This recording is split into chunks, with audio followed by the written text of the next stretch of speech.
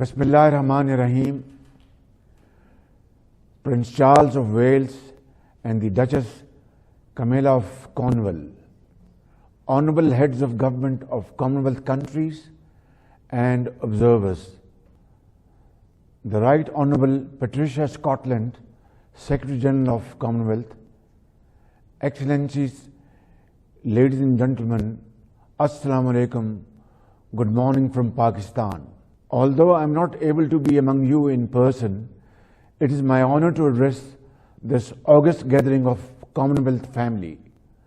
I would like to convey my felicitations and profound gratitude to President Paul Kagame, the government and people of Rwanda for hosting this meeting in the beautiful city of Kigali. As we unite here today to think about the future of our nations, I appreciate the impact such multilateral forums can create to implement our shared values and principles as per the Commonwealth Charter.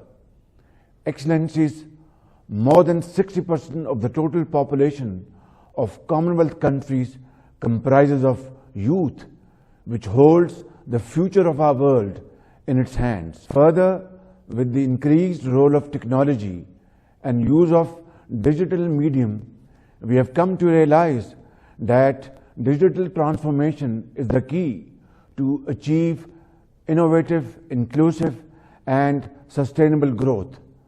Therefore, I express my resolve to take such measures that can help in decreasing digital divide and promote literacy and skills to our youth in all forms of education and learning.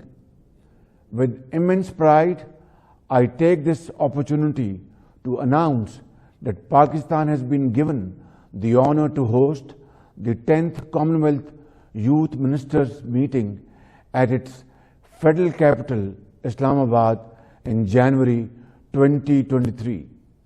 I invite Commonwealth Youth Ministers to visit Pakistan, explore the beauty and diversity of our beautiful country, and give us a chance to show our hospitality. We stand ready to contribute to the collective endeavours for development of Commonwealth youth. I thank you all.